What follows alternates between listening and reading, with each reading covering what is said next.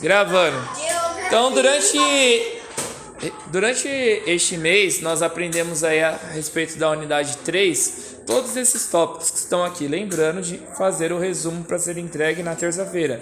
Não precisa destacar, pode estar no caderno. Então, a gente aprendeu aí na unidade 3, temas 1, 2, 3 e 4, sobre a hierarquia urbana. O que seria a hierarquia urbana? É da cidade mais importante até a cidadezinha que tem menos importância.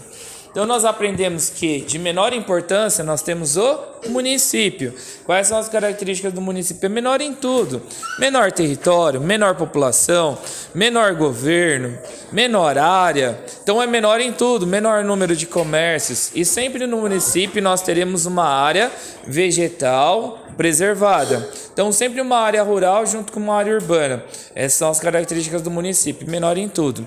Cidade, ao contrário, cidade vai ser grande população, grandes comércios, grandes indústrias, grande governo, grande área. E geralmente na cidade nós não possuímos uma área rural preservada, tá? Metrópole.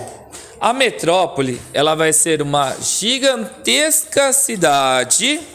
Geralmente as metrópoles, elas são as capitais, como Florianópolis, Curitiba, Rio de Janeiro, São Paulo, Salvador. Mas tem algumas cidades que também alcançaram status de metrópole, como Campinas, como Guarulhos, como São Bernardo do Campo. Características da metrópole. A lousa precisa ser apagada. Características da metrópole. Na metrópole, para nós podermos entender, nós teremos uma área de conurbação. O que seria a área de conurbação? Conurbação é interligação, é a fusão, é a junção, tá? Nós teremos, por exemplo, São Bernardo do Campo, que vai ser a metrópole. E nós teremos, junto com São Bernardo do Campo, cidades e municípios menores interligados a ela, que vai ser conurbado a ela, ligado a ela, fundido a ela. Um exemplo, São Bernardo do Campo, nós temos lá a Scania. Então, a Scania em São Bernardo do Campo, nós teremos depois de Santo André fábricas de pneu. Então, a fábrica de pneu em Santo André, ela vai estar conurbada com Santo André, com São Bernardo. De que forma? A fábrica de pneus em Santo André vai fornecer pneus para a Scania, para a metrópole lá em São Bernardo do Campo. Se a empresa de Santo André falir, não tem problema. São Bernardo do Campo vai comprar pneus em Mauá ou em Diadema. Cuidado quando você for para Diadema. Ou Ribeirão Pires, ou Suzano, ou Rio Grande da Serra. Então não tem problema. Só que se a metrópole vier a falir, todas as demais cidades vêm à falência junto com ela. Megalópole, nós teremos só duas no Brasil, que é São Paulo e Rio de Janeiro. Todas as demais metrópoles, então, estão conurbadas com São Paulo e Rio de Janeiro. Então, quer dizer que Manaus, lá no Amazonas, é dependente de São Paulo? Sim. Quer dizer que, tipo, Rio Branco, lá no Acre, é dependente do Rio de Janeiro? Sim. Então, todas as metrópoles estão conurbadas, essas duas megalópolis, São Paulo e Rio de Janeiro. Cidade global. Cidade global, ela não é importante somente para o seu país. A cidade global, ela é importante para o mundo inteiro. Cidades globais são divididas entre alfa, a maior importante.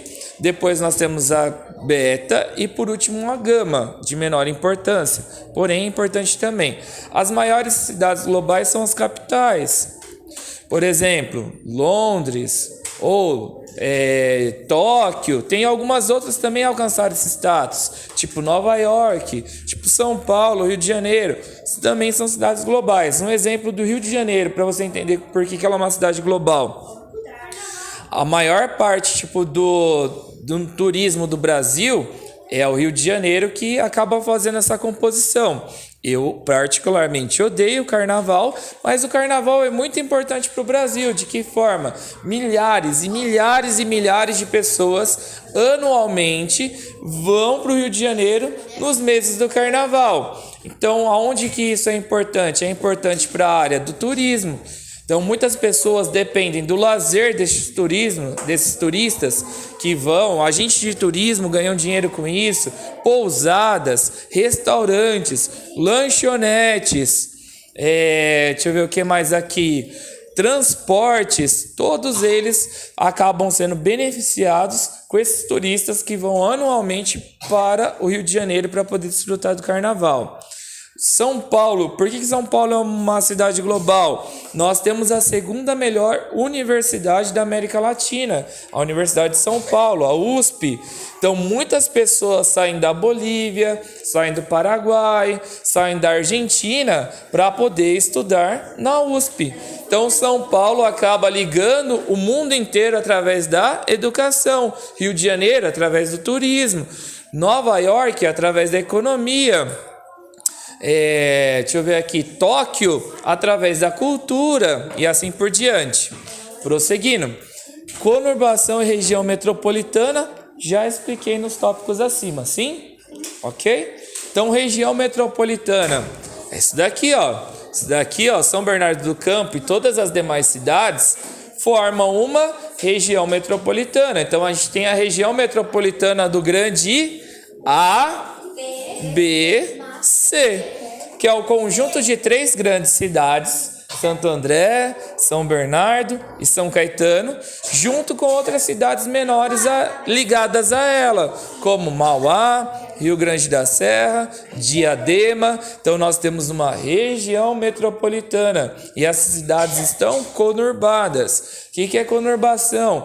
É quando as cidades estão ligadas, interligadas, fundidas, unidas, uma dependendo da outra. Isso é conurbação. Próximo. Se eu pular algum tópico, ajuda ele ali, Bernardo. Se eu pular algum tópico, me avisa, pelo amor de Deus. Próximo tópico, urbanização. O que é a urbanização? A urbanização é quando... Calma aí, deixa eu ver. Licença, Léo.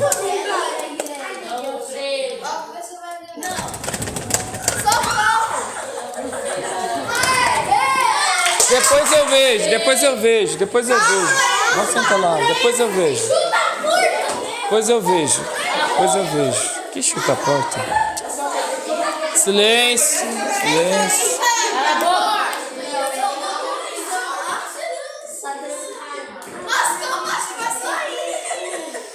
O quê? A gente vai sair, fica tranquilo. Posso falar?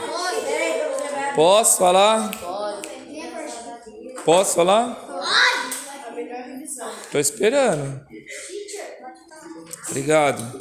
Próximo tópico, urbanização. Urbanização é quando a população da cidade ela cresce mais do que a população rural. Antes a população rural era assim. A população rural ela foi diminuindo e a população dos centros urbanos foi aumentando. Este processo é chamado de urbanização. Por que a urbanização ela acontece? Por 2 motivos. Primeiro motivo, nós temos indústrias nas cidades.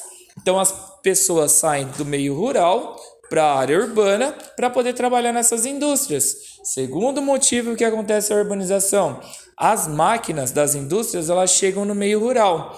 Então as máquinas substituem as pessoas. Enquanto uma máquina faz uma colheita tipo de 1 tonelada de arroz, para poder fazer isso com pessoas demoraria muito mais tempo.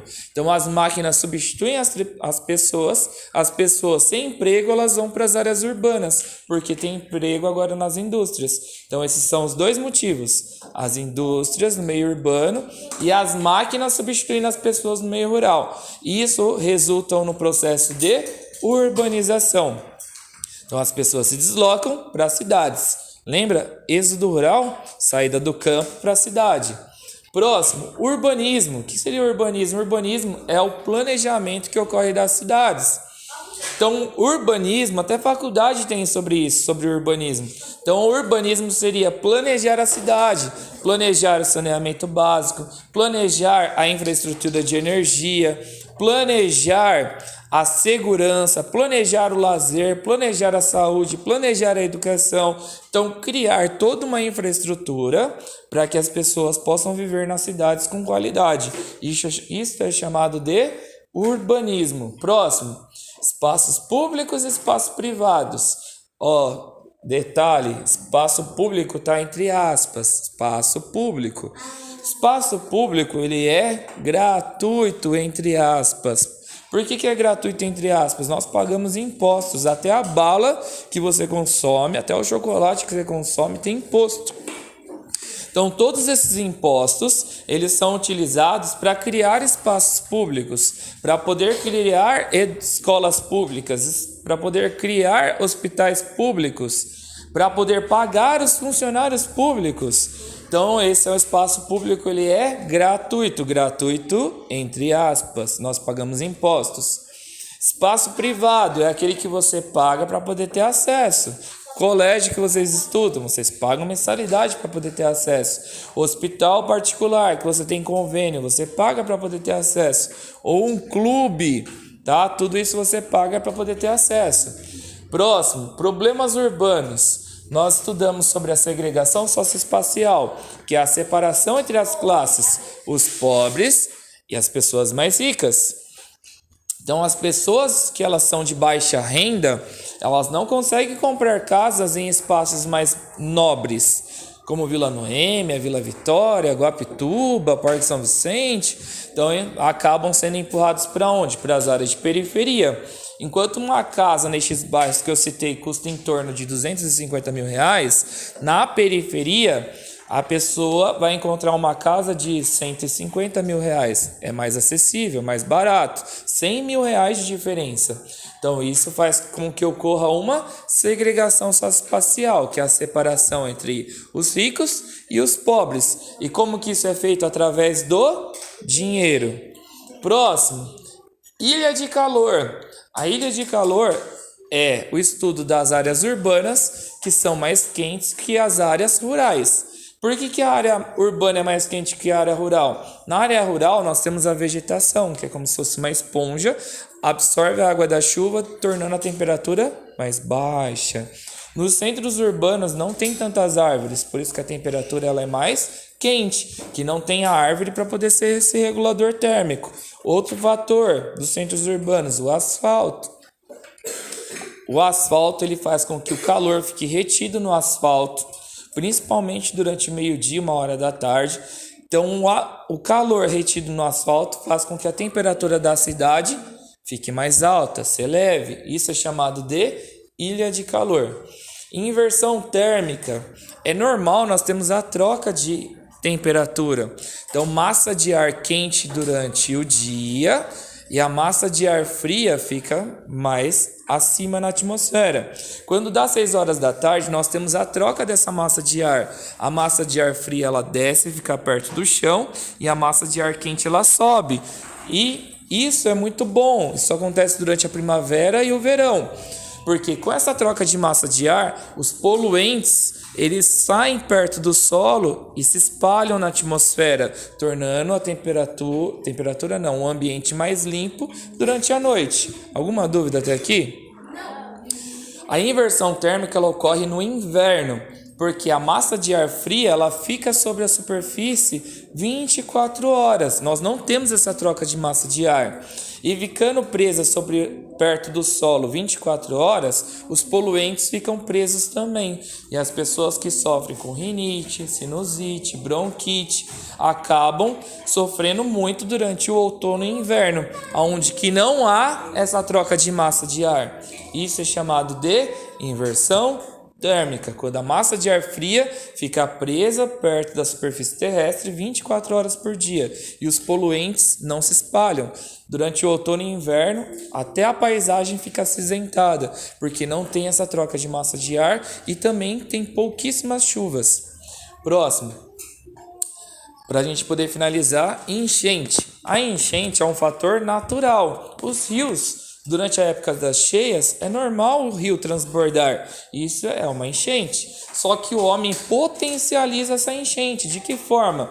Quando o homem faz a canalização dos rios, quando o homem cimenta as margens dos rios, quando o homem ele constrói asfalto, porque a água da chuva era para infiltrar sobre o solo, só que por conta do asfalto, essa água da chuva não infiltra, essa água da chuva corre para o bueiro e por conta do lixo que o homem produz, às vezes jogando no bueiro, faz com que essa água da chuva transborde os bueiros, acabam estando entupidos, causando um alagamento que a gente chama de enchente. Então a enchente é um fator natural, aumentado, potencializado pelas ações humanas. Alguma dúvida?